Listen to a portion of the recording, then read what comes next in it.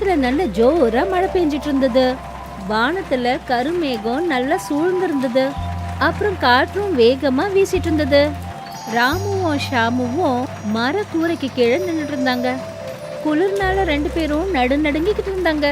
அப்புறம் அவங்களோட முகம் ரொம்ப சோகமா தெரிஞ்சது.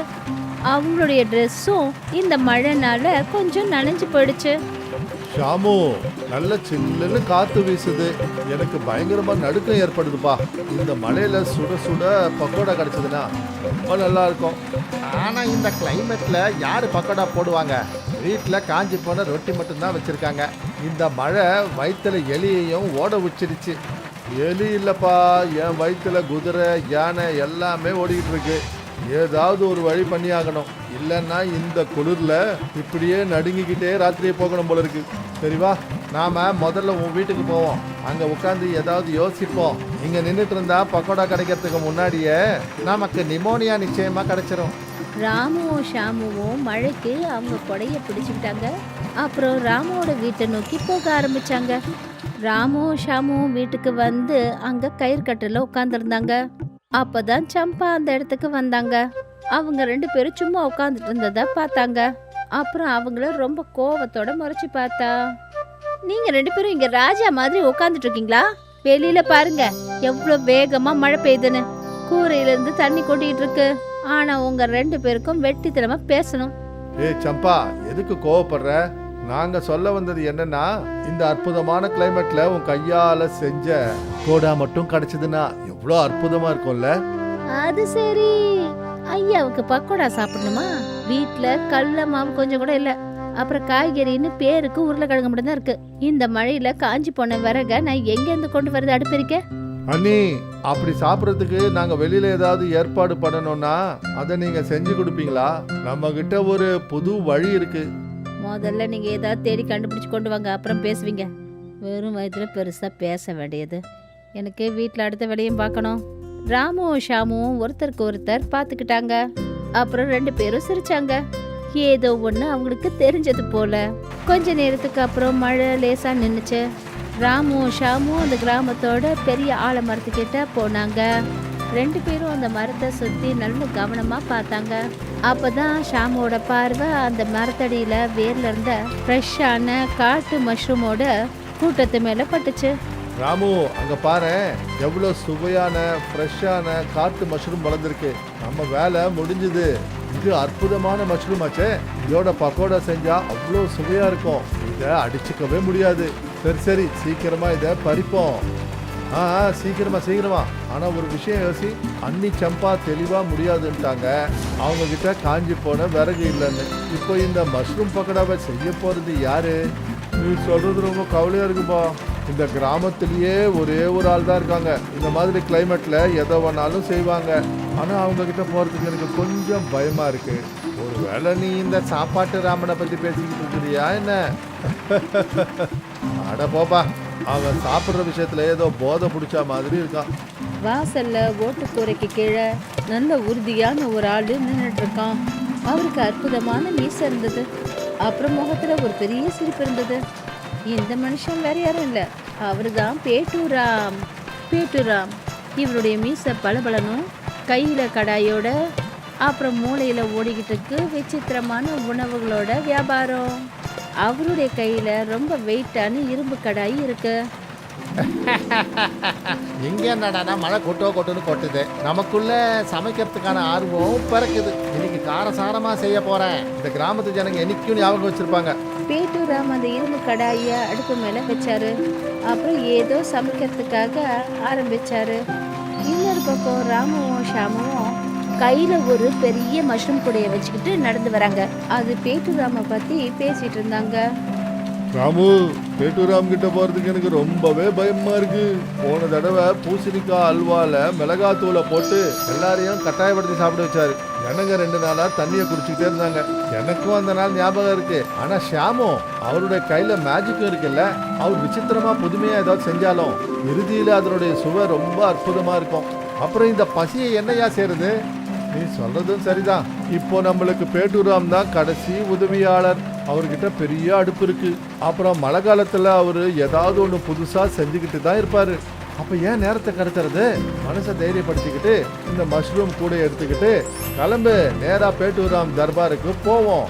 2 பேரும் நடந்து நடந்து நேரா பேட்டுராமோட வீட்டு வாசலுக்கு வந்துட்டாங்க. அப்பதான் பேட்டுராம் தன்னுடைய வீட்டுல சமைக்கிறதுக்காக ஆரம்பிச்சாரு.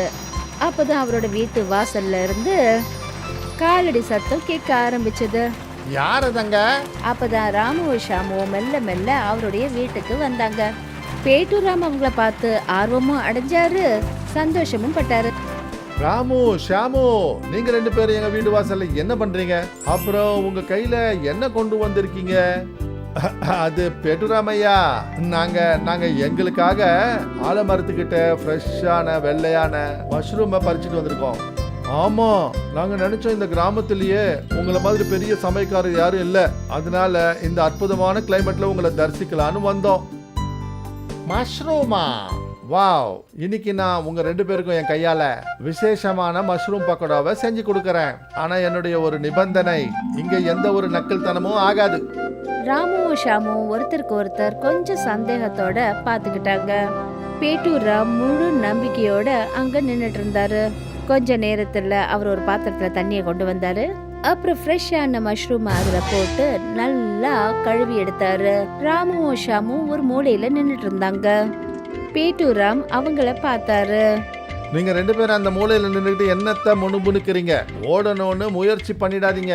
இன்னைக்கு இந்த மஷ்ரூம் பக்கோடால ஒரு ரகசியமான மசாலாவை போட போறேன். அதை யாரும் யோசிச்சு பார்த்துருக்க மாட்டாங்க. ரகசிய மசாலாவா? பேட்டுராமையா, தயவு செஞ்சு புதுமையா பண்றேன்னு சொல்லி எதையுமே அதிகமா பண்ணிடாதீங்க. அது என்னன்னா, நாங்க ரொம்ப நேர்மையான ஆளுங்க. நாங்க சாதாரண பக்கோடாவையே சாப்பிட்டுக்கிறோம். வாய மூடுங்க. இந்த பேட்டுராம் செய்யறத வரலாறு பேசும். நான் இந்த கடலை மாவுல கொஞ்சம் அரைச்ச புளியையும் அப்புறம் கொஞ்சமா வெல்லத்தையும் போடுறேன். ராமுவும் ஷாமுவும் பயந்து போயிட்டாங்க. ஒருத்தரை ஒருத்தர் பாத்துக்கிட்டாங்க. அங்க என்ன நடக்க போகுதுன்னு அவங்களுக்கு எதுவுமே புரியல. பேட்டூராம் ஒரு பாத்திரத்துல கடலை மாவை சேர்க்க ஆரம்பிச்சாரு. அதுக்கப்புறம் அதுல உப்பு, மிளகாய் பொடி, அப்புறம் புளியையும் வெல்லத்தையும் கரைச்சு ஊத்தினாரு. இந்த கலவையோட வாசனைய பாத்தீங்களா? என்னமா மனம் வீசுது. இப்ப இது எண்ணெயில பொரியும் போது இந்த ஏரியால இருக்கிறவங்க எல்லாம் இங்க ஓடி வருவாங்க. கொஞ்ச நேரத்துக்கு அப்புறம் பேட்டூராம் பெரிய கடாயில எண்ணெயை கொதிக்க வச்சாரு. எண்ணெய் கொதிச்சதும் அவரு கடலை மாவுல கட் பண்ண மஷ்ரூம அதுல நினைச்சு எண்ணெயில போட ஆரம்பிச்சாரு. அங்க நல்ல ஒரு வாசனை பரவ ஆரம்பிச்சது. அப்பதான் சம்பாவும் அங்க வந்தாங்க. அடேங்கப்பா, இது என்ன ஒரு அற்புதமான மனம் வீசுது. பேட்டூராம் ஐயா, நீங்க என்ன பண்ணிட்டு இருக்கீங்க? வா சம்பா மருமகளே, வா இங்க பாரு. இன்னைக்கு நான் என்ன செய்யறேன்னா, பேட்டூராமோட ஸ்பெஷல் மஷ்ரூம் பக்கோடா. இத பாக்குறதுக்கே அவ்வளவு நல்லா இருக்கே. சம்பா, சிரிக்காத. இந்த பக்கோடால இவரு வெல்லத்தையும் புளியும் சேர்த்திருக்காரு. இதோட சுவை எப்படி இருக்கும்னு தெரியலையே. எங்களுக்கு எங்க உயிரை பத்தி கவலையா இருக்கு. பேசுற நேரம் முடிஞ்சது. வாங்க எல்லாரும் வந்து உட்காருங்க. சுட சுட நான் பக்கோடாவை பரிமாறுறேன். கொஞ்ச நேரத்துக்கு அப்புறம் எல்லாரும் அங்க இருந்த கட்டில்ல வந்து உட்கார்ந்தாங்க. அவங்க மனசுல கொஞ்சம் பயமும் இருந்தது, கொஞ்சம் ஆர்வமும் இருந்தது. பேட்டூராம் ஒரு தட்டு நிறைய சுட சுட மஷ்ரூம் பக்கோடாவை எடுத்துட்டு வந்தாரு. அப்புறம் அதை எல்லாருக்கும் கொடுத்தாரு. சரி, எல்லாரும் ஒரு ஒரு பக்கோடாவை கையில எடுங்க. எந்த சாக்கும் சொல்லாதீங்க. 3 பேரும் யோசிக்க ஆரம்பிச்சாங்க, இதோட ருசி எப்படி இருக்கும்னு. இருந்தாலும் அவங்க கொஞ்சம் யோசனையோட ஒவ்வொரு பக்கோடாவை கையில எடுத்தாங்க. அப்புறம் சின்னதா ஒரு கடி கடிச்சாங்க. ஒரு கடி கடிச்சதும் அவங்க முகத்துல சந்தோஷம் தெரிஞ்சது பாருங்க. பேட்டூராமையா, வெளியில இவ்வளோ முறுமுறுப்பா, உள்ளுக்குள்ள மஷ்ரூம் மென்மையா இருக்கு. வெல்லம் புளியோட இனிப்பு, புளிப்பு, சுவை, வாவ்! உண்மையிலே இது கலக்கிடுச்சு போங்க. நான் என்னுடைய வாழ்க்கையில இந்த மாதிரி பக்கோடாவை சாப்பிட்டதே கிடையாது. ஆமாம் பேட்டூராம் ஐயா, உங்களோட சமையல் கலையை யாராலையும் அடிச்சுக்க முடியாது. இந்த மழை காலத்துல இந்த இனிப்பும் புளிப்பும் கலந்த சூடான மஷ்ரூம் பக்கோடா மனசை ஜெயிச்சிருச்சு. எனக்கு இன்னும் கொஞ்சம் கொடுங்களேன். பாத்தீங்கல்ல, நான் தான் சொன்னேன்ல, பேட்டூராமோடைய மூளையும் கலையும். என்னைக்கும் தப்பு நடக்கவே நடக்காது. சாப்பிடுங்க சாப்பிடுங்க, வயிறார சாப்பிடுங்க. இன்னும் உள்ள ஒரு கடாயில போட்டு வச்சிருக்கேன். எல்லாரும் சந்தோஷமா பக்கோடாவை சாப்பிட்டாங்க. அந்த லேசா பெய்கிற மழையில எல்லாரும் பேசிக்கிட்டு இருந்தாங்க. அப்புறம் ஒன்னா சேர்ந்து எல்லாரும் மஷ்ரூம் பக்கோடாவை சாப்பிட்டுட்டு இருந்தாங்க. இதே போல அவங்களுடைய இந்த நாளும் முடிவடைஞ்சது. அப்புறம் கொஞ்ச நாளைக்கு அப்புறம் லேசா பெய்யற மழையில ஒரு கை வண்டி கிராமத்தோட ஆலமரத்துக்கிட்ட வந்தது. அந்த வண்டி விசித்திரமான ஒளியால அப்புறம் காப்பி நிறத்துல அலங்கரிக்கப்பட்டிருந்தது. இந்த வண்டி வேற யாரோடதோ இல்ல, பேட்டூராமோடது. வாங்க வாங்க, பேட்டூராமோட அற்புதமான மஷ்ரூம் பக்கோடாவை சாப்பிடுங்க. சுவையை சொல்ல முடியாது, அப்புறம் முழுமையான திருப்தி. அப்பதான் ராமுவும் ஷாமும் அந்த பக்கமா வந்தாங்க.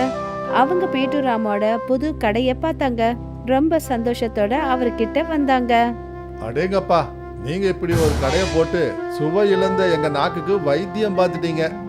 கண்டிப்பா. இங்க பாருங்க பேட்டூராம், உங்க கடை சீக்கிரத்துல பிரபலமாயிடும். மற்ற கிராமத்து ஜனங்களும் உங்க மஷ்ரூம் பக்கோடாவை சாப்பிட்றதுக்கு வருவாங்க. என்ன நிஜமாவா? ஆமாமா, கண்டிப்பா. சரி சரி, எங்களுக்கு ஒரு பிளேட் கொடுங்க. ஒரு பிளேட் எவ்வளவு?